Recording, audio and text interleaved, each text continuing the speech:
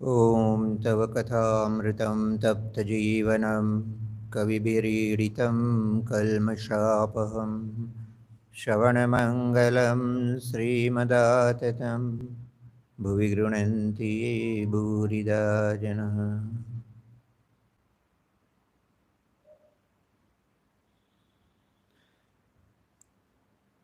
रामकृष्ण वचनामृत चिंतन आज 37वां अंक। पिछली बार की चर्चा पर थोड़ा पुनर्विचार करें। वह हमारे दैनंदिन आध्यात्मिक जीवन के लिए भी जहाँ उपयोगी है, वहीं आज जो प्रसंग आएगा उसे समझने में भी सहायक होगा।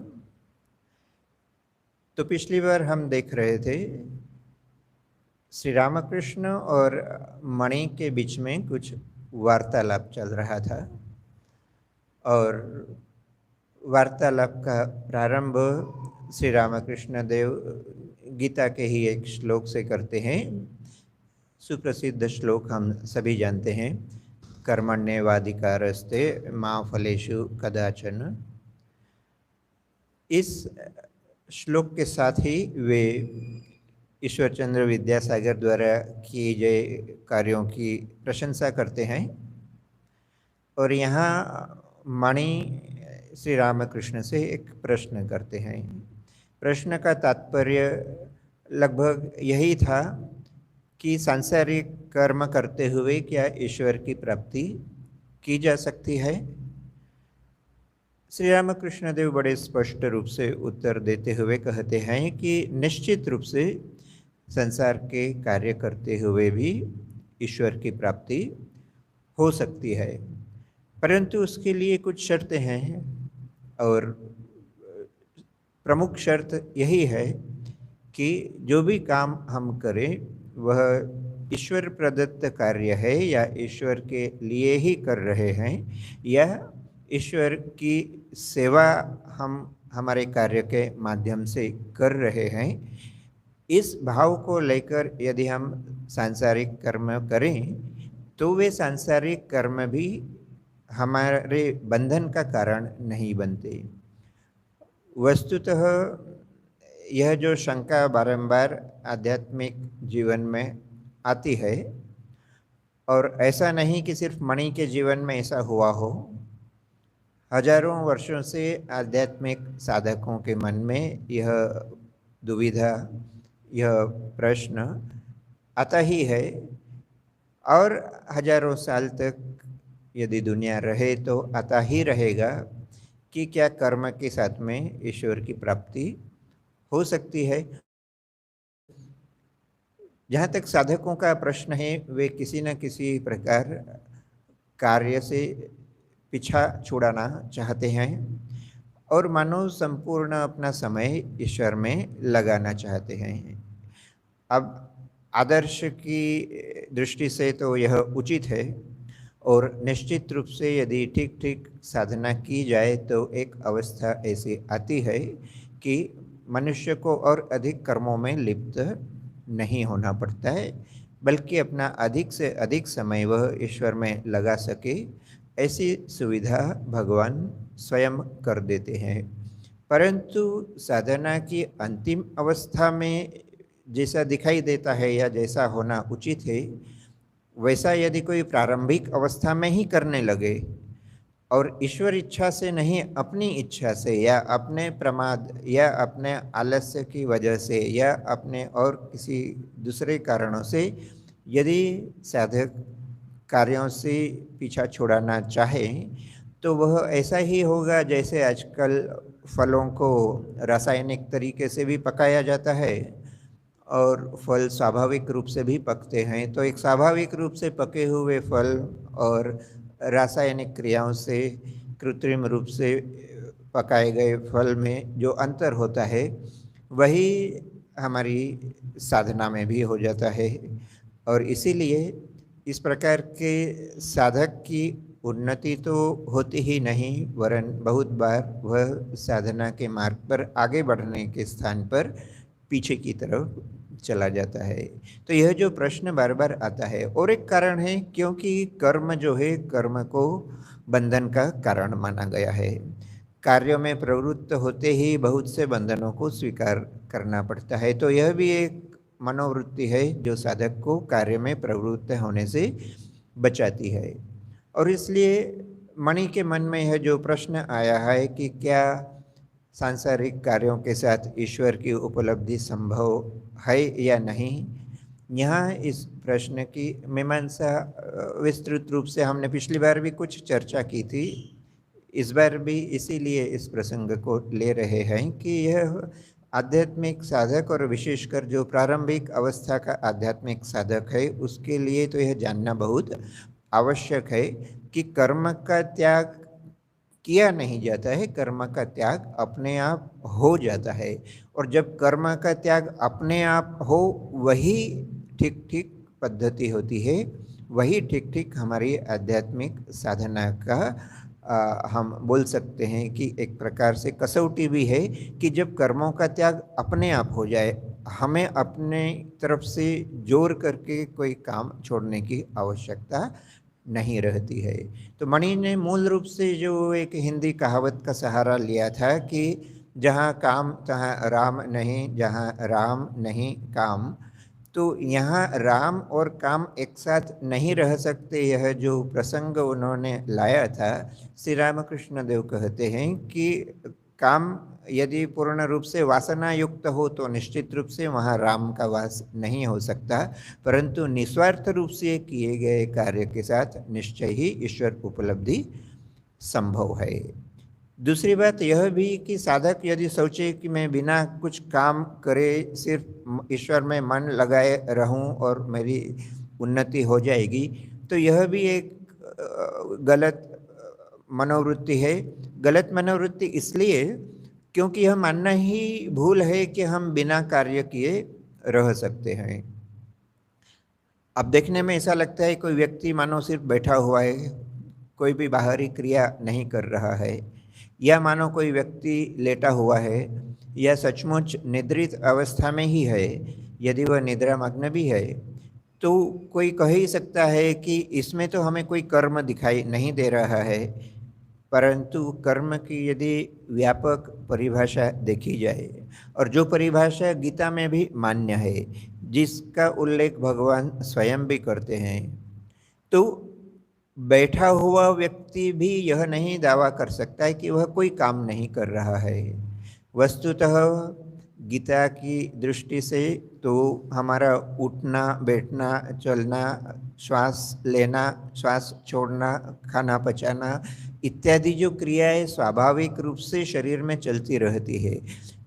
यहाँ तक कि यदि कोई व्यक्ति निद्रा को प्राप्त हो चुका है, सो चुका है, तो वह सोने की भी एक प्रकार की वह क्रिया ही है। तो इसलिए वह कर्म मुक्त नहीं है, क्योंकि वह उसका जो निद्रा में जाना है या सोना है वह भी एक प्रकार की क्रिया ही है, वह भी एक प्रकार का कर्म ही है।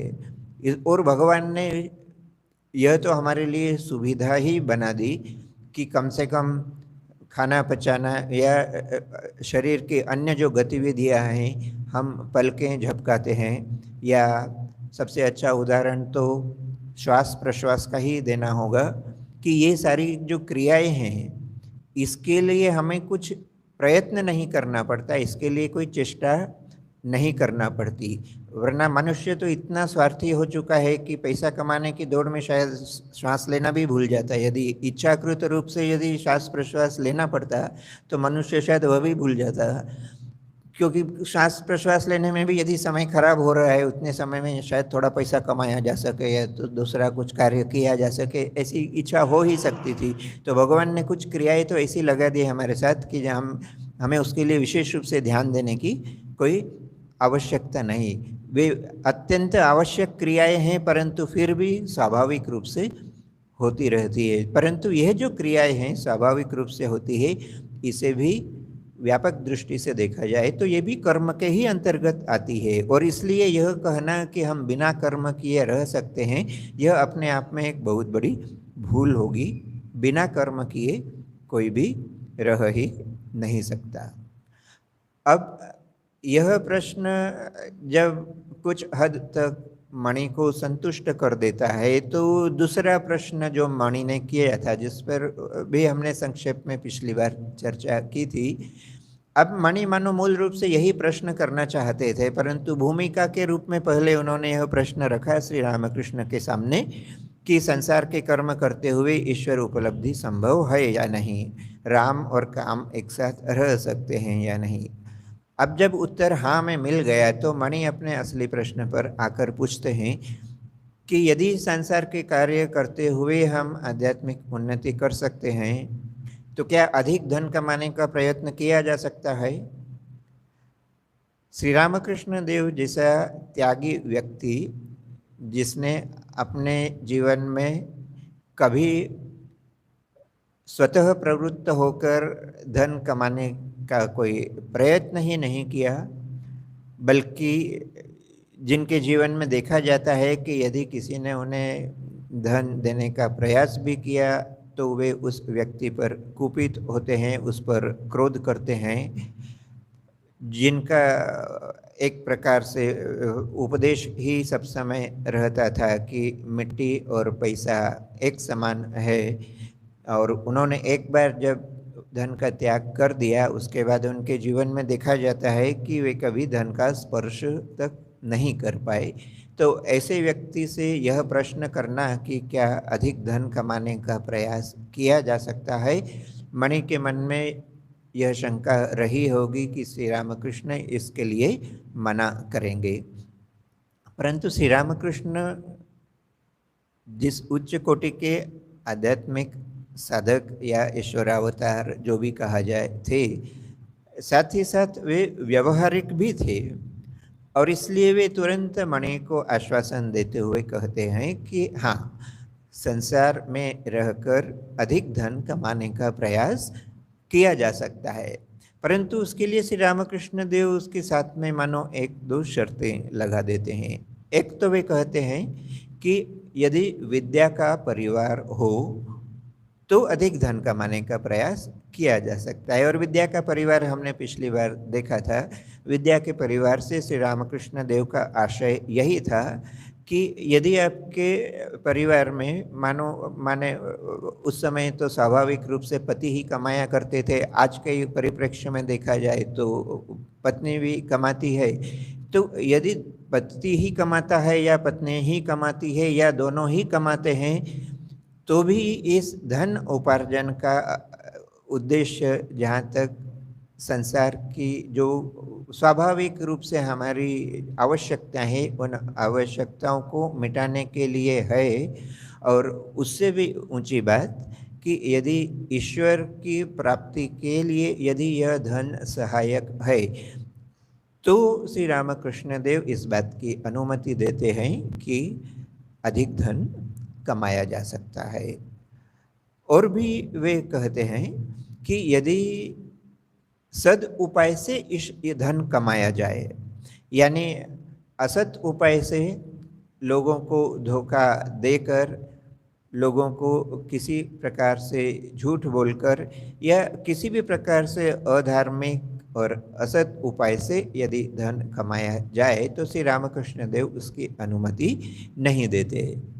परंतु जो तरीके स्वाभाविक हैं, जिससे किसी का नुकसान नहीं हो, जिसमें हमारा कोई व्यक्तिगत स्वार्थ नहीं हो, जो लोगों के लिए भी कल्याणकारक हो, इस प्रकार के माध्यम से यदि धन कमाया जाए और अपने परिवार के उदर पोषण के लिए यदि धन कमाया जाए। इस प्रसंग में हमें याद रखना चाहिए कि इस वचनामृत ग्रंथ के प्रारंभ में ही एक उदाहरण हम देखते हैं, जब एक व्यक्ति श्री रामकृष्ण देव के समीप आकर रहने का प्रयास करता है, यानी दक्षिणेश्वर में आकर वह रहना चाहता है, और श्री रामकृष्ण देव जब जान पाते हैं कि उस व्यक्ति का अपना परिवार है, तो श्री रामकृष्ण देव उससे बहुत प्रसन्न नहीं होते, बल्कि उस व्यक्ति का तिरस्कार करते हैं। और तिरस्कार करते हुए उन्होंने स्पष्ट शब्दों में यही कहा था कि यदि तुम ईश्वर साधना के नाम पर यहाँ आकर रहते हो तो तुम्हारी पत्नी और बच्चों का भरण पोषण कौन करेगा। इसका अर्थ यही हुआ कि जब संसार में आपने प्रवेश किया है तो सांसारिक उत्तरदायित्व के भय से पलायन की अनुमति श्री रामकृष्ण देव नहीं देते हैं। बल्कि इस प्रसंग से तो और भी स्पष्ट हो जाता है, आज का जो प्रसंग है इससे तो स्पष्ट हो जाता है कि श्री रामकृष्ण देव मानो कह रहे हैं कि परिवार के पालन पोषण के लिए यदि सद उपाय से अधिक धन कमाया जा सके तो उसकी भी अनुमति वे देते हैं। और सबसे बड़ी बात इस प्रसंग में जो श्री रामकृष्ण देव ने कही थी कि धन कमाने का उद्देश्य एकमात्र धन कमाना नहीं होना चाहिए।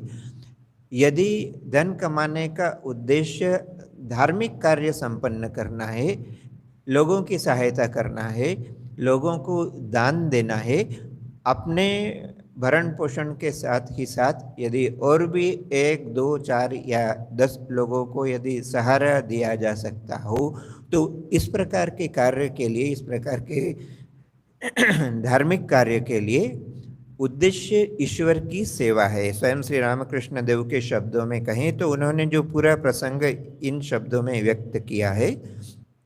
मणि का प्रश्न था, क्या ऐसी चेष्टा की जा सकती है कि जिससे अधिक धन मिले। श्री रामकृष्ण, हाँ की जा सकती है, किंतु यदि विद्या का परिवार हो तो अधिक धन कमाने का प्रयत्न करो, परंतु सद उपाय से। उद्देश्य उपार्जन नहीं, ईश्वर की सेवा है।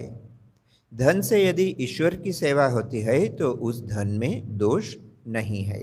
तो यहाँ बड़े स्पष्ट रूप से श्री रामकृष्ण देव 2-3 बातों का उल्लेख करते हैं। यदि विद्या का परिवार है, अर्थात परिवार पूरा धार्मिक प्रवृत्ति का है और उस धार्मिक परिवार के भरण पोषण या उसकी आवश्यकताओं की पूर्ति के लिए, और आवश्यकताओं की पूर्ति भी सिर्फ आज के प्रसंग में नहीं, क्योंकि यदि आप गृहस्थी में हैं तो आज जितने धन से आपकी आवश्यकता पूरी हो सकती है, निश्चित रूप से कल अधिक धन की आवश्यकता होगी।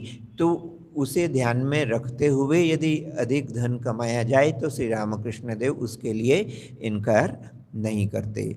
साथ ही साथ वे यह भी कहते हैं कि ये धन कमाने का उद्देश्य जो है वह साफ होना चाहिए, वह किसी प्रकार की धोखाधड़ी या हमारा स्वार्थ नहीं होना चाहिए। और सबसे बड़ी बात, धन कमाने का उद्देश्य ईश्वर की सेवा होना चाहिए, सिर्फ अधिकाधिक धन उपार्जन ही उद्देश्य नहीं होना चाहिए। जो देखा जाता है बहुधा कि व्यक्ति इतना धन कमा लेता है कि आजीवन वह स्वयं कभी उसका उपयोग नहीं कर पाता है, और उसके बाद में उसकी आने वाली पीढ़ियां भी शायद उस धन का सदुपयोग नहीं करती, या बहुधा वह डॉक्टरों की या दूसरे किसी प्रकार के झगड़ों मामलों में ही वह धन खर्चा हो जाता है, या बहुत बार कोई लूट कर ले जाता है। तो इस प्रकार के कमाए हुए धन से न आपकी सांसारिक कोई इच्छा पूरी होती है, आध्यात्मिक उन्नति का तो प्रश्न ही नहीं। और जब ठीक ठीक ईश्वर सेवा के लिए यदि हम धन कमाते हैं तो वह कितनी भी अधिक मात्रा में क्यों न हो, यदि वह सचमुच लोगों की सेवा के लिए है तो श्री रामकृष्ण देव उसकी अनुमति देते हैं। अब आगे उसी प्रसंग को हम देखें तो मणि का अगला प्रश्न, घर वालों के प्रति कर्तव्य कब तक रहता है। श्री रामकृष्ण, उन्हें भोजन वस्त्र का अभाव न हो। संतान जब स्वयं समर्थ होगी तब भार ग्रहण की आवश्यकता नहीं। चिड़ियों के बच्चे जब खुद चुगने लगते हैं तब माँ के पास यदि खाने के लिए आते हैं तो माँ चोंच मारती है।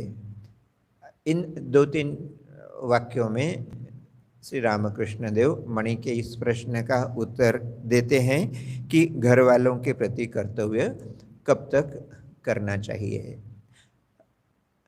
अब श्री रामकृष्ण देव ने कोई नई बात कही हो ऐसा भी नहीं।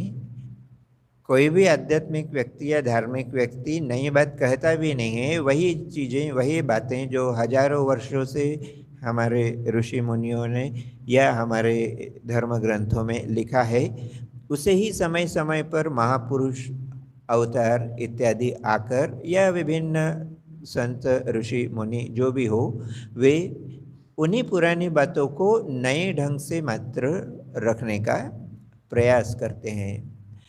हमारे देश की परंपरा यदि देखी जाए तो मनुष्य के जीवन को 4 भागों में बांटा गया था, यह मानकर कि आदर्श रूप से व्यक्ति 100 वर्ष तक जीवित रहता है और एक समय में उतनी लंबी आयु हुआ भी करती थी। तो लगभग इस प्रकार से एक विभक्तिकरण किया गया था कि प्रथम 25 वर्ष मनुष्य ब्रह्मचर्य का पालन करेगा, फिर अगले 25 वर्ष वह गृहस्थ आश्रम में प्रवेश करेगा, उसके पश्चात 25 वर्ष वानप्रस्थ आश्रम की व्यवस्था थी और अंतिम जो भाग था जीवन का वह संन्यास आश्रम के लिए रखा गया था। और यह एक दो व्यक्ति के लिए नहीं, यह पूरे समाज के लिए इस प्रकार की व्यवस्था थी। समाज में बहुत विरले ही लोग उस समय भी हुआ करते थे, आज भी ऐसे लोग कम ही हैं जो ब्रह्मचर्य आश्रम के पश्चात सीधे संन्यास आश्रम में प्रवेश कर सकें। इसलिए अधिकतर लोगों के लिए व्यवस्था की गई थी कि जो सीधे संन्यास आश्रम तक नहीं पहुंच पाए, उनके लिए बीच में गृहस्थाश्रम और वानप्रस्थ आश्रम की व्यवस्था थी। तो गृहस्थाश्रम में तो मनुष्य का कर्तव्य ही हो जाता है कि वह अपने परिवार का, और सिर्फ परिवार का नहीं, गृहस्थ के ऊपर ही पूरे समाज के भरण पोषण का उत्तरदायित्व था, आज भी है। और इसीलिए शास्त्रों में तो यहाँ तक कहा गया है कि इन चारों आश्रमों में गृहस्थ आश्रम सर्वश्रेष्ठ है। यह जो सर्वश्रेष्ठ कहने का आशय ही यही था कि गृहस्थ आश्रम के ऊपर ही बाकी तीनों आश्रम निर्भर करते हैं। जो व्यक्ति ब्रह्मचर्य आश्रम में है यानी शिक्षा ग्रहण की अवस्था में है, वह तो धन उपार्जन नहीं करता। वानप्रस्थ में जो है वह भी गृहस्थी के कार्यों से धीरे धीरे निवृत्त हो चुका है, और संन्यास आश्रम में तो व्यक्ति संपूर्ण रूप से सांसारिक कार्यों से विमुक्त हो चुका है। तो इन तीनों आश्रमों के उत्तरदायित्व का, उनके निर्वाह का भार भी गृहस्थ के ही ऊपर है। इसीलिए गृहस्थ आश्रम की इतनी प्रशंसा हमारे यहाँ की गई है। परंतु गृहस्थ आश्रम के पश्चात मनुष्य सीधा संन्यास आश्रम में प्रवेश तब भी करना उसके लिए संभव नहीं हो सकता है, इसलिए बीच में वानप्रस्थ आश्रम की व्यवस्था की गई थी। वानप्रस्थ आश्रम यानी मनुष्य जब अपने सांसारिक कर्तव्य करते हुए देखता है कि उसके बच्चे बड़े हो गए हैं, बच्चे अपने पैरों पर खड़े हो चुके हैं, और बच्चे जब गृहस्थी का भार संभालने लायक हो गए हो, तब मनुष्य धीरे धीरे अपने को सांसारिक कार्यों से निवृत्त करता चले। उसके लिए भी लगभग 25 वर्ष का समय दिया गया, और इसी अवस्था को वानप्रस्थ आश्रम नाम दिया गया था। अब आज के परिप्रेक्ष्य में देखें तो मनुष्य इन चारों आश्रमों की तो बात भूल ही गया, संन्यास आश्रम की तो बात कोई सोचता भी नहीं, और बेरोजगारी की इतनी चर्चा होती है। परंतु जो लोग कर्मरत हैं वे जब अवसर प्राप्त कर लेते हैं, रिटायर हो जाते हैं, उसके बाद भी कहीं न कहीं उनकी धन कमाने की लिप्सा समाप्त नहीं होती। यदि सचमुच बच्चे इस लायक नहीं हुए हों तो भी एक बार बात समझ में आती है, परंतु जिन्हें अब धन कमाने की आवश्यकता नहीं है, जिनके बच्चे अच्छी तरह से प्रतिष्ठित हो चुके हों, ऐसे व्यक्ति भी सिर्फ धन कमाने के प्रयास में ही अपना जीवन यदि बिता रहे हैं तो आध्यात्मिक दृष्टि से यह बिल्कुल गलत है। और इसलिए श्री रामकृष्ण देव उदाहरण देते हैं कि जब तक चिड़िया के बच्चे या पक्षी के बच्चे भी जब तक अक्षम होते हैं तब तक तो जो मादा पक्षी है वह उनके भरण पोषण की व्यवस्था करती है, परंतु यदि जब बच्चे खुद उड़ने लायक, खुद चुगने लायक हो जाते हैं, खुद अपना अन्न जुगाड़ कर सकते हैं, तब भी यदि वे माँ के पास अन्न के लिए जाते हैं तो माँ उन्हें चोंच मारकर, और यही देखा भी जाता है स्वाभाविक रूप से, जब बच्चे उड़ने लायक हो तो जो माँ उन्हें अंडों से निकालकर और बड़ा करने का प्रयास करती है वही उन्हें चोंच मारकर घोंसले से निकालने का भी प्रयास करती है। पक्षियों तक में, जानवरों तक में स्वाभाविक रूप से वह प्रवृत्ति है कि जब बच्चे बड़े हो जाए तो फिर माँ बाप उनका भार लेना छोड़ देते हैं। मनुष्य में ही देखा जाता है, विशेषकर आजकल के समय में। पहले तो चूँकि वानप्रस्थ आश्रम, संन्यास आश्रम की व्यवस्था थी और भले 100% लोग उसका पालन नहीं करते हों, परंतु अधिकांश लोग इन चीज़ों का पालन किया करते थे। अब तो ऐसा है कि समय भी है, सुविधा भी है, तो भी कोई धार्मिक कार्य में चूँकि रुचि नहीं है, प्रवृत्ति नहीं है, इसलिए मनुष्य जहाँ तक संभव हो, यदि वह 100 वर्ष की उम्र तक भी यदि धन कमा सकता है तो वह धन कमाने का प्रयास छोड़ता नहीं। हालांकि उस धन का करना क्या है इस बात का पता उसे भी नहीं है। उस धन का वह संभवतः खुद भी उपयोग नहीं कर पाता है। निश्चित रूप से उम्र बढ़ने के साथ साथ बीमारियां बढ़ती है और भी दूसरे कारण होते हैं कि उस उपार्जित धन का उपयोग वह खुद नहीं कर पाता है, परंतु फिर भी धन कमाने की लालसा मनुष्य का पीछा नहीं छोड़ती है। मुझे एक उदाहरण याद आता है। कुछ दिन पहले यहाँ हमारे आश्रम में ही एक सज्जन आए थे और अपना परिचय देते हुए उन्होंने कहा कि मैं एक कॉलेज में या किसी महाविद्यालय में पढ़ाया करता था, अभी रिटायर हो चुका हूँ। तो हमने कहा बड़ी अच्छी बात है, आप आश्रम में आकर सेवा दे सकते हैं। बोले मुझे कुछ पढ़ने का शौक़ है इसलिए आपके पास आया हूँ। हमने कहा और भी अच्छी बात है, हमारे पास एक बुक स्टॉल है जहाँ बैठने के लिए कोई भी व्यक्ति नहीं है, तो आप आइए, वहाँ किताबें भी पढ़िए, आप थोड़ा हमारा भी प्रचार का कार्य। बोले नहीं, मैं उसके लिए नहीं आया, मुझे यहाँ आपके आश्रम में आकर उन्हें कहीं से पता चला कि हमारी लाइब्रेरी के बच्चों के लिए हम 2-1 अखबार मंगाते हैं।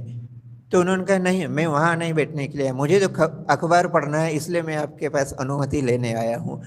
तो रिटायर आदमी, अब कोई धन संपत्ति का अभाव नहीं है, अखबार पढ़ने के लिए आश्रम में आ सकता है, पर 2-3 घंटा सेवा देने के लिए उसकी प्रवृत्ति अभी भी नहीं हुई।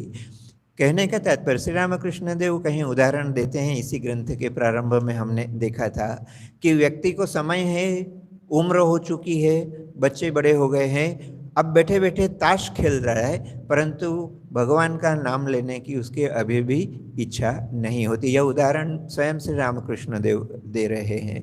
तो समाज भले पहले का रहा हो या अभी का हो या भविष्य का हो, इस प्रकार के लोग सब समय रहते हैं। जिन्हें धर्म में रुचि हो, जिनकी प्रवृत्ति धार्मिक हो चुकी हो, वे तो यदि गृहस्थी में भी हो, धन कमाने का प्रयास भी कर रहे हो तो उसमें गलती नहीं है, क्योंकि वे कर्तव्य अपना समझते हैं। कर्तव्य समझकर यदि कोई सांसारिक कार्य भी किया जाए तो उसमें कुछ भी गलत नहीं है, परंतु अपने कर्तव्य का निर्धारण यदि मनुष्य अंतिम अवस्था तक भी नहीं कर पाए, जीवन का उद्देश्य ही यदि उसके सामने स्पष्ट नहीं है, तब तो धन कमाना और भोग करना, इसके अलावा उसकी कुछ सोचने की प्रवृत्ति कभी होगी ही नहीं। और ऐसा मनुष्य तो वास्तव में पशु के समान ही है, क्योंकि पशु सिर्फ इतना ही जानता है कि उसे सुबह उठकर पेट भरने की व्यवस्था करना है और शाम को सो जाना है।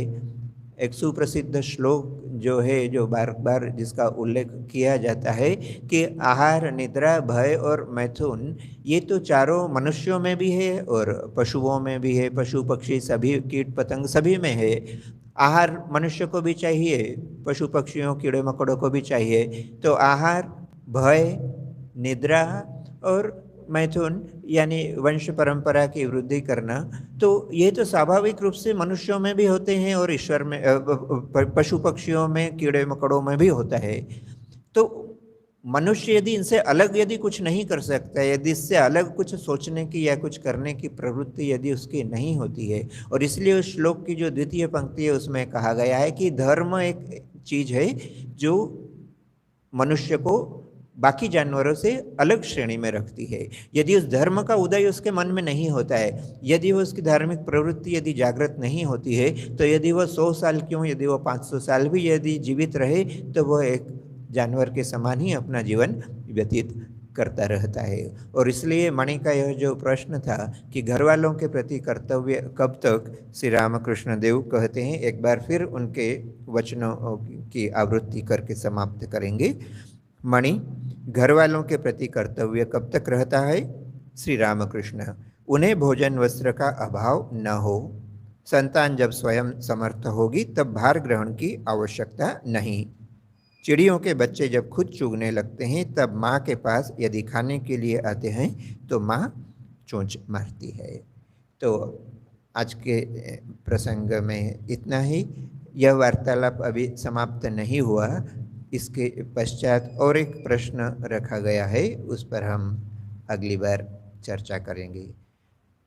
ओम निरंजनम नित्यमनंतरूपम भक्तानुकंपाधृतविग्रहं मे ईशावतारं परमेशमेड्यं तं रामकृष्णं शिरसा नमामि।